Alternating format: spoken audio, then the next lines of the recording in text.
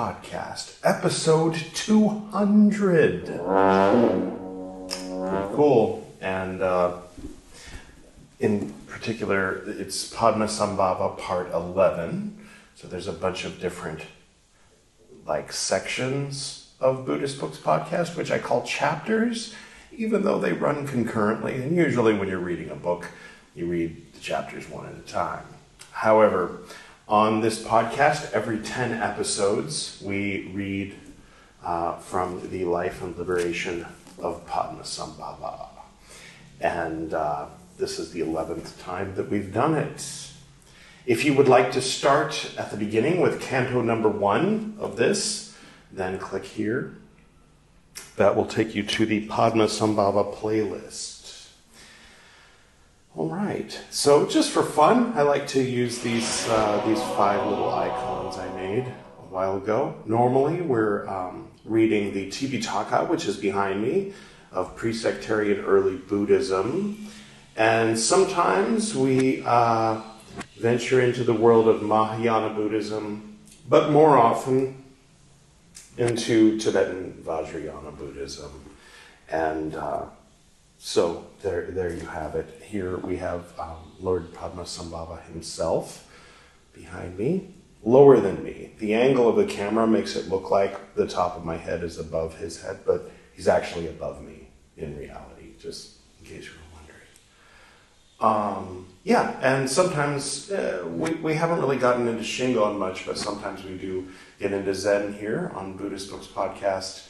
But for today, it's all about the Tibetan Vajrayana Buddhism. Okay, so basically the short version, for those who, I don't know, just stumbled in here and kind of accidental is that first there was Lord Buddha and his monks, and then the tradition that got started. However, there were a bunch of schisms in that order. So there were 14 different orders that all claimed to be the one order, and those who are familiar with schism know that that's actually possible for 14 groups to all actually be the original group, because groups, when they split, which one is the original? I mean, of course, people will have different opinions about that. But anyway, long story short, about the time that there were 14 different forms of Theravada Buddhism, you started to see the beginning of Mahayana Buddhism. And there's a lot going on with Mahayana Buddhism. There's a shift away from, a shift toward the idea of the goal being that of being bodhisattva, being an enlightened being who reincarnates again and again to help everyone else to attain enlightenment, rather than just exiting the wheel of samsara and not continuing to be reincarnated at the point of enlightenment. They opt to come back. That's the Mahayana. Mainly the main thing that differentiates Mahayana Buddhism from Theravada and pre-sectarian early Buddhism is that emphasis. Another thing that you'll find in Mahayana is the text picking on the orders of monks and nuns and speaking more highly of the path of the lay follower, and kind of basically implying that it's the path of the lay follower is in some ways better. So that's obviously different from the original order, where it was all directed toward the monks and the nuns, for them to have their tradition that they are to pass on, so that many beings may become enlightened from the teachings.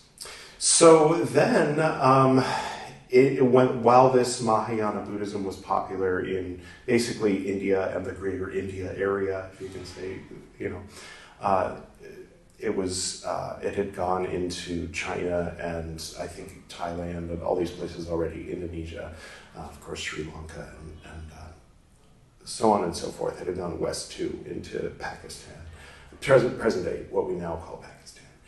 And in a sense, all the way to Greece. Later on, we're going to be reading, after we finish the Tipitaka in a few years, I'm planning to read this, which is about a Greek king who became a Buddhist sage, or rather a conversation between a Buddhist sage and a Greek king who's renowned as an early Buddhist father, if you will, a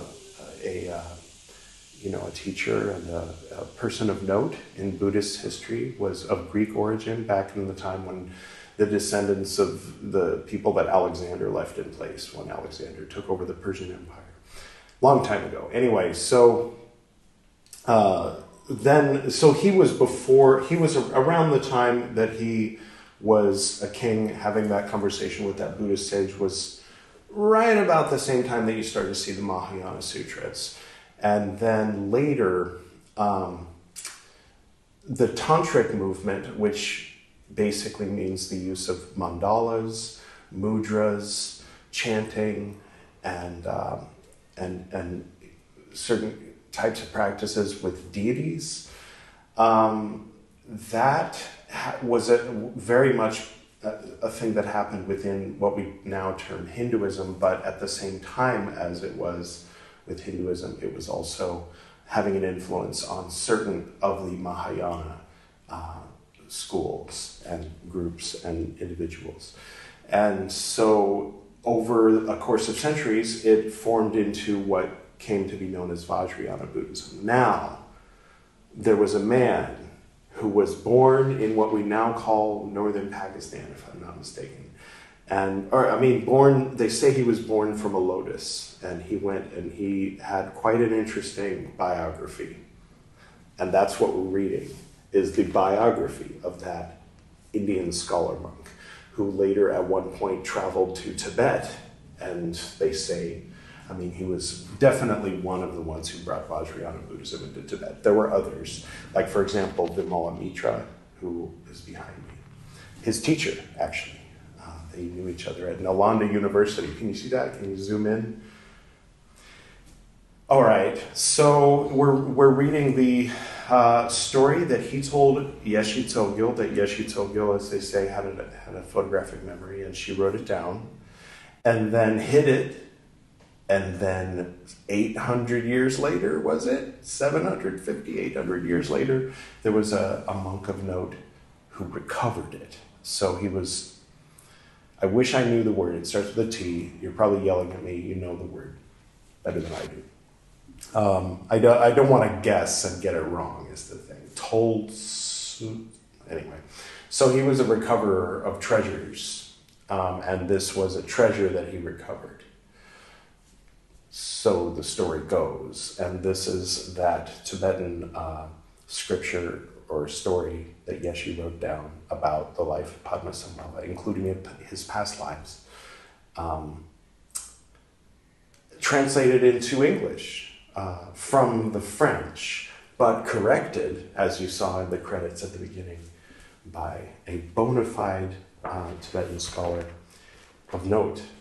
And so here it is in English. It's, in some ways different from the Tipitaka by the way that it's translated, because that was translated in the 30s by one scholarly person, where this is translated clearly by people who have a particular relationship with the words that they're reading.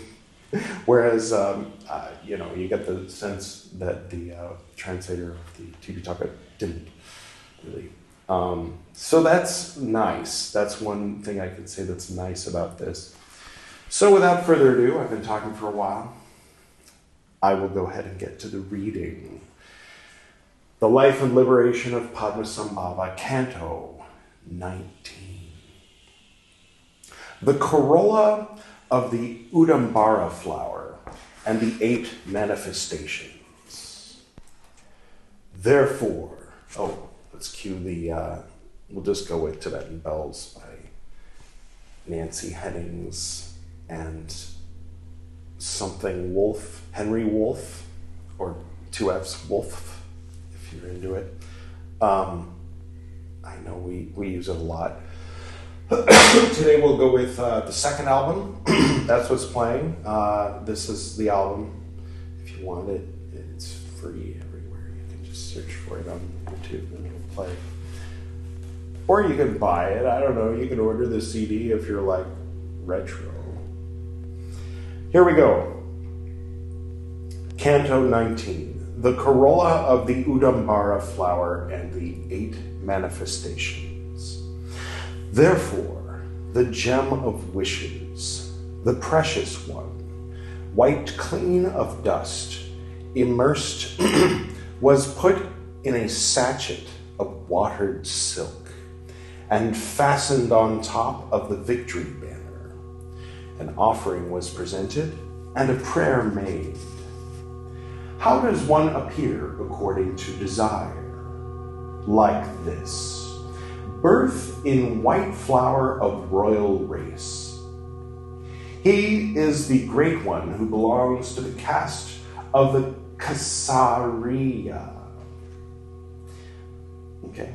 Birth in yellow flower of authentic race. He is the honorable one who belongs to the caste of Vaisya. Birth in red flower of priestly race. He is the pure one who belongs to the caste of Brahmins. Birth in green flower of peasant stock. He is the ugly one who belongs to the caste of Sudra. Dreading the desolation of the cycle, he has a plan of action, the lotus of the Udambara flower does not bloom on land. In the Anavatapta of the north, beyond the 5 peaks, in the lake shining immaculate of Danakosa, there is a garden of the Udambara flower, and the next in bloom has the roundness of the palmyra tree. Palm tree, the palmyra palm tree, and encloses a league in circumference. In the middle, in the red corolla, like the color of the Brahmin caste, is the seed syllable HRJ. I want to say, it looks an awful lot like HRJ, but I admit I need reading glasses, so if I'm wrong, comment below. Oh, by the way, real quick, the credits are in the beginning and in the description below. It's the same artists, I'm pretty sure, that created both of these songs. But I wanted to ask you, for those who are watching right now, there's 2 versions I'm thinking of Oma Hom Vajraguru Pema Siddhi Hum, or Padma, the Guru prayer, the Vajraguru chant. So there's this.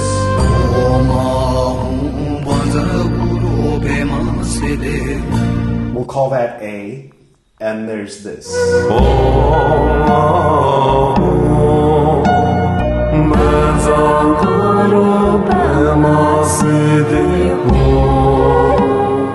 That's B. Comment below which one you like better. You can just write A for the first one or B for the second one. Thought it might be fun. We'll see what happens. Okay, here we go. There is a garden, yes, we read that already, which dissolves, is the seed syllable HRJ in the heart of Amitabha, which dissolves into light, into the body of one who obtained deliverance, integrally gifted with the 32 auspicious signs, the richest saint in resources, Padmasambhava.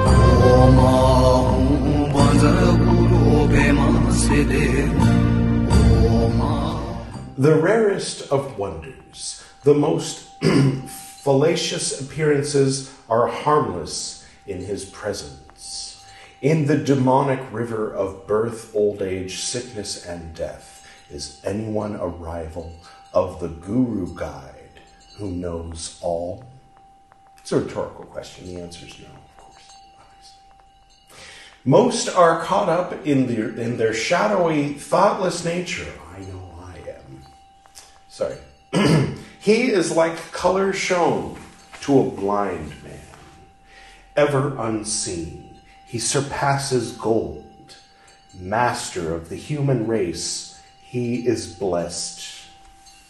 In turning the 3,000 into gold, he surpasses gold. Becoming Lord of all, the Lord is blessed. Because of him, the Dakinis are happy. Gods and Rakshasas of the 8 classes in the rigorous orders confess themselves capable of benefits for all beings. A crowd of Dakinis accompanies him and surrounds him, those of life and longevity, those of the foundations and the ghouls, those white ones who pardon those who exercise their quintessence minds, those who are radiant, those bathed with full glory, and the red ones with skulls and daggers in either hand, flying in the air. 14 of them multiply into countless Dakinis of the 5 classes and present endless offerings. Carriers of flowers, bearers of incense, holding out lights or perfumed waters, ornaments or food, gifts, multiple or simple, they honor him with songs of homage. Quote, HRJ, in the name of the country Udiyana, in the name of the place, the lake of Kosa, in the name of the flower Udumbara, the red caste of the Brahmins, concentrated power of the 3 worlds, the corolla of his mother, to the being of immaculate birth, miraculous apparition, possessing the 32 auspicious signs, to Sangbo Chok, greetings and praise, end quote. Thus, in a single path, the Dakinis praise him while emerging with half-bodies from between the clouds of heaven. 54 silent ones throw flowers. Quote, high perfection like the ocean of future fulfillments, lavishing his strength in turn to all the points of the horizon, omniscient, fulfilling all hopes and wishes, may he be the benediction extending teachings of the Buddha like the petals of the lotus. Quote, continue. Like the world whose base is strewn with gold, or Meru of the 4 continents, in the noble circle of iron mountains, the sun and the moon of the 2 doctrines turn round him. May he be the benediction dispelling dark ignorance in all men. The emperor, having the power of worldly happiness, sends forth rays of light to delight human beings. He possesses in this good period boldness with value. May he be the benediction which strengthens the entire Dharma and brings calm to all. Long life, glory, abundance, merit, piety, happiness, great glacier of the manifestation which contains the 3 knowledges of the Sangha. From the 10 points of space, all the elite and the commoners gather. May he be the benediction who is renowned in the 3 worlds, honored by gods and men. End quote. From the zenith and from each of the 8 points, 6 sages with the Buddhas of the 3 times, 6 by 6, in rows within the mass of clouds, with the sound of music and in a rain of flowers, multiplying the songs of happy omen. Thus hail in him the metamorphic body, and the 16 Dakinis of high lineage hail in him the body of fruition. Quote, hum.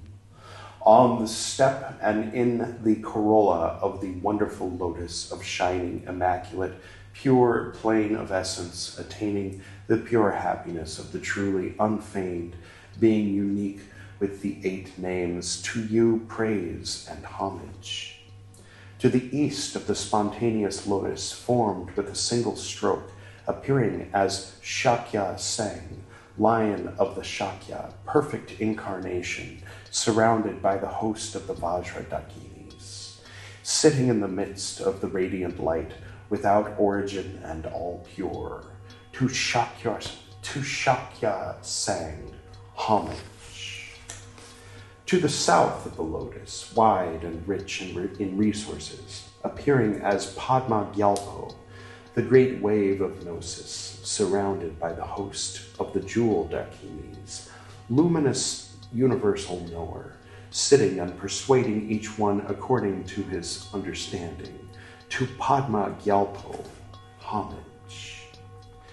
To the west of the lotus, most wonderful form on the expanse of the waters, appearing as Padmasambhava in the body of heaven, surrounded by the host of the lotus Dakinis, sitting among the wonders whose power is to his liking, to Padmasambhava, homage. To the north of the lotus of the all-embracing work, appearing as Dorje Trolrode, conqueror of the demons of misery, surrounded by the host of the Karma Dakinis, enthroned among the fivefold gnosis, quintuple perfect primacy, to Dorje Trolode, homage. To the southeast of the lotus, of the members of the awakening, appearing as Nima Odzur, dispelling dark ignorance, escorted by heroes of the Vajra, his retinue, enthroned among the bodhisattvas, benefactors of human beings, to Nima Odzur, homage. To the train, you can probably hear homage. Sorry. To the northeast, we read that already. To the southwest of the lotus, exercising the power of the Nile vehicles, appearing as Padma Jogne, who makes the cannibals shut their mouths, surrounded by heroes of the jewels, his escorts, abiding within the access to the 5 paths and 10 stages, to Padma Jogne, homage. To the northwest of the original lotus of the being without birth, appearing as Sengye Dradog, master of the Dharma of the 6 knowledges, escorted by the heroes of the lotus, his retinue, enthroned, pure enchanter, among the cardinal points, to Sengye Dradog, homage. To the northeast of the unshakable lotus, appearing as Lodand Chogsed, the flame of wisdom, escorted by heroes of consuming karma, his retinue, enthroned in the midst of the depths of the 4 immense merits, to Lodan Chogsed, homage.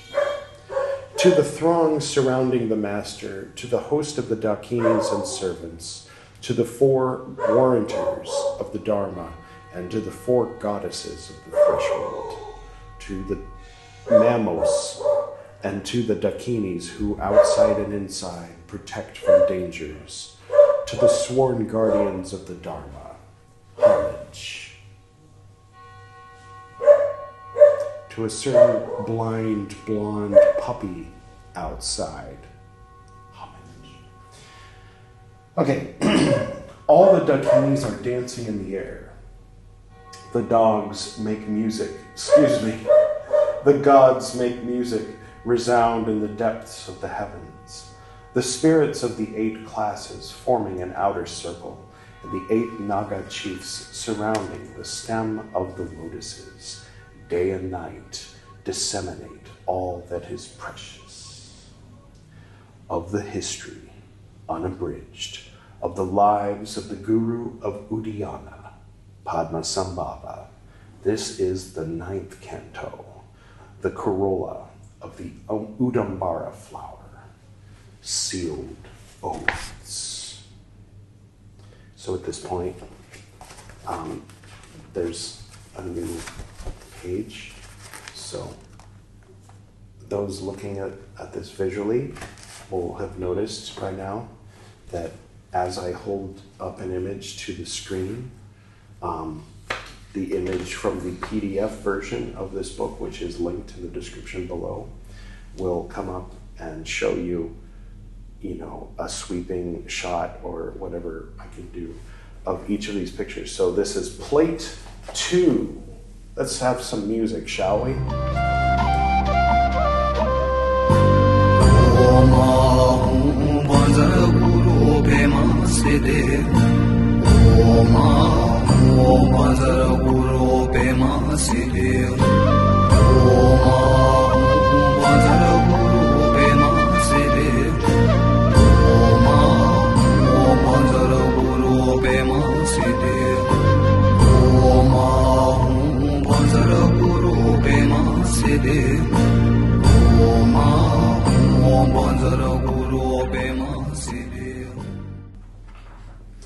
All right. I suppose rather than being impatient to get on to the next canto, I will read to you about what I just showed you.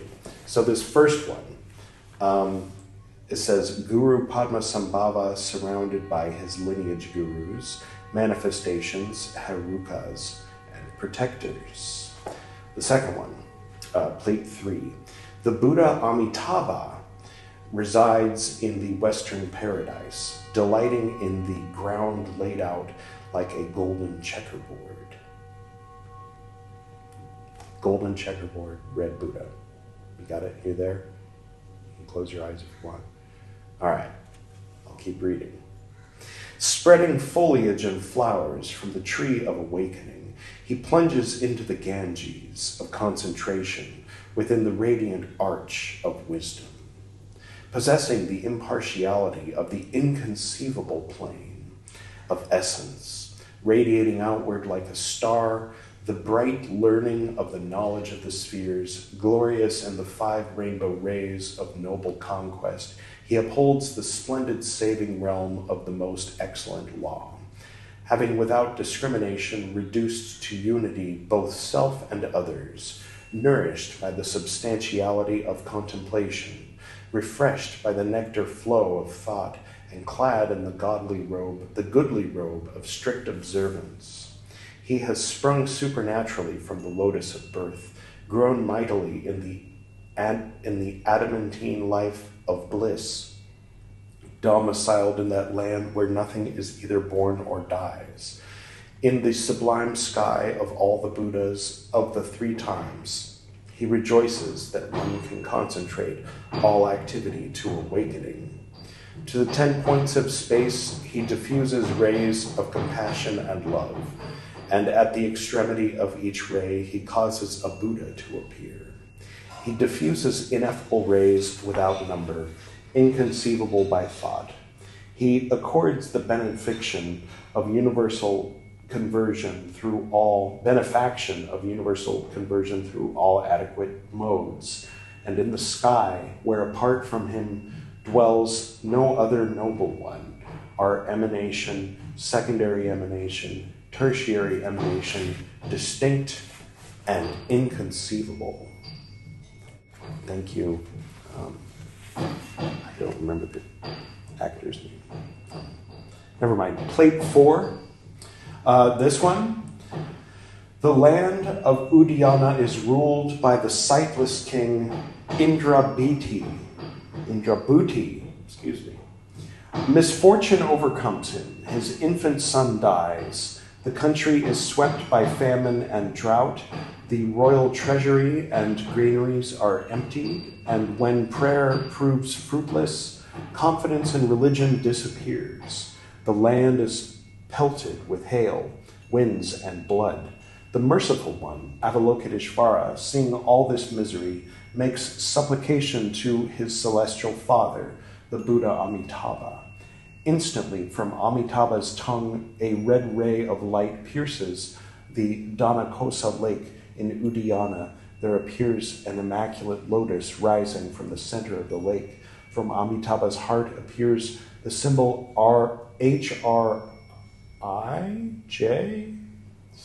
HRI maybe, Hri. Oh, that's probably what it is, not HRJ, excuse me. Which, as a golden vajra, floats in the center of the lotus.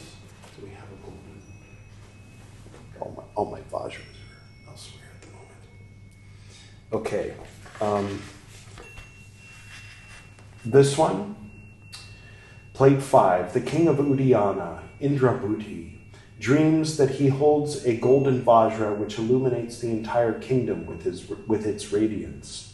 His Buddha ministers likewise dream that 1,000 suns arise, illuminating the world. Having received a prophecy of a divine incarnation, the king dispatches his minister to find this one of miraculous birth. The minister finds a child of 8, seated on a lotus in the center of Donakosa Lake. Rainbow auras encircle the celestial being, and dakinis surround him. The king, in greeting him, asks, quote, "Who is your father? Who is your mother? What is your country? On what do you nourish yourself? What are you doing here?" End quote. To which the child replies, quote, "My father is wisdom, my mother is the voidness, mine is the country of the Dharma. I am sustained by clarity and perplexity. I have come here to destroy suffering," end quote. And he received the name Tsogyal Dorje, Lake Evolved Vajra. So I think that half an hour is a good size for these recitals. It gets a bit crazy when they're an hour and a half long, and since we went into all those illustrations, the next section is it's a new section beginning after all those illustrations where it goes into I think it says the lineage of Padmasambhava, or let me see exactly what it says here. Well, it's before that. Yeah, Padmasambhava's lineage. So that's what we're going to be looking forward to when we get to Buddhist Books, episode 210, which will also be called Padmasambhava Part 12. Until then, I bid you blessings, and I will go ahead and close.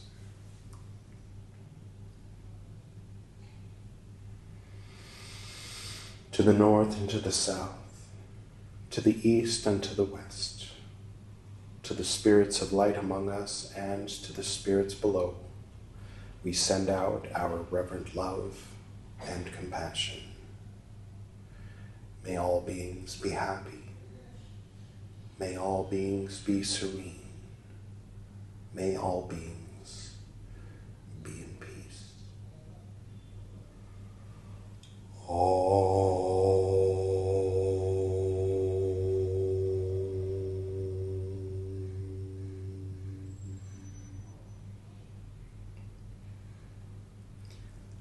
Until next time.